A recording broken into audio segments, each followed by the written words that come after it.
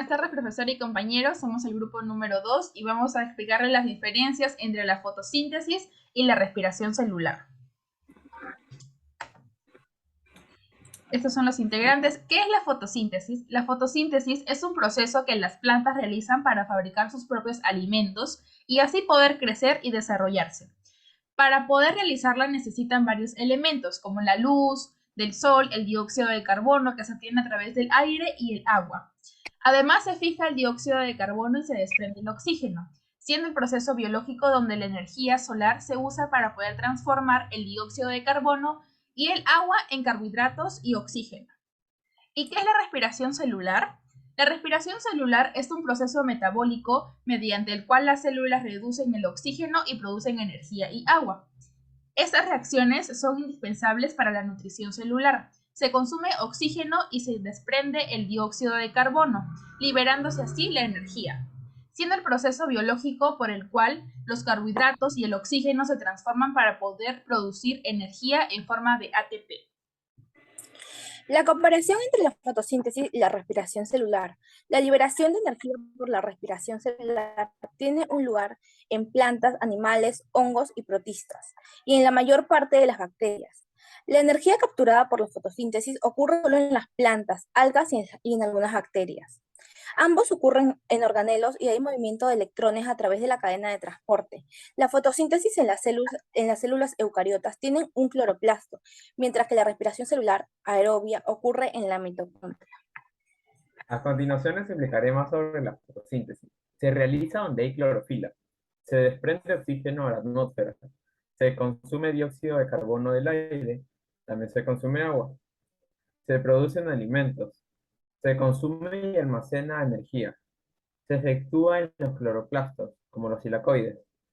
Se realiza en presencia de luz y transforma la energía luminosa en energía química, que es el ATP. La Ahora fotosíntesis. les explicaré sobre la respiración celular. Se realiza en las partes vivas del vegetal, se consume oxígeno del aire, se elimina dióxido de carbono, se produce agua y ah, no se necesita luz, ocurre en las mitocondrias, necesitan de oxígeno y carbohidratos, consume oxígeno y se desembola la glucosa para expulsar la energía. Vamos a exponer sobre el organelo citoplasmático.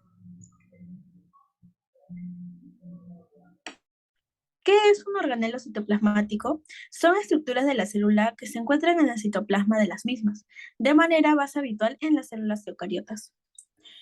La función del organelo citoplasmático es contener los orgánulos celulares y permitir su movimiento.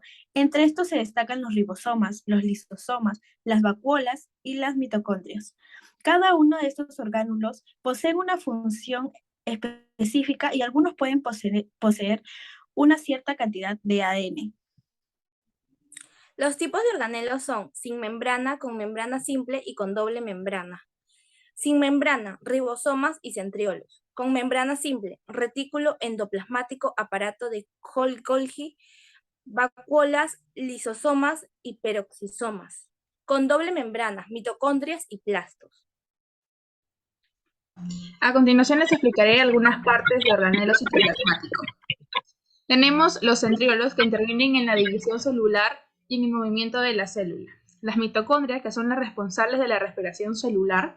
Las ribosomas, que son responsables de la fabricación de la proteína. Las lisosomas, que son vesículas donde se realiza la digestión celular. Las vacuolas, que son vesículas llenas de sustancias de reserva o desechos. Y el aparato de Golgi, que es la red de canales y vesículas que transportan sustancias al exterior de la célula. El retículo endoplasmático es una red de canales en lo que se fabrican los lípidos y proteínas que son transportados por todas las células. El núcleo es el que contiene y manda las instrucciones para el funcionamiento celular y la herencia en forma de ADN. Los microtúbulos y filamentos. Los microtúbulos se constituyen por proteínas filamentosas, ya que su tamaño es muy diminuto, mientras que los filamentos se constituyen por ciertas proteínas, como por ejemplo la queratina. Su tamaño es mucho más pequeño que el microtúbulo. La función de estos orgánulos es formar el citoesqueleto de la célula. ¿Qué es un citoesqueleto? Se preguntarán ustedes. Es un entramado tridimensional de proteínas que provee soporte interno en las células y se encarga de organizar las estructuras internas e interviene en los fenómenos de transporte, tráfico y división celular. Gracias.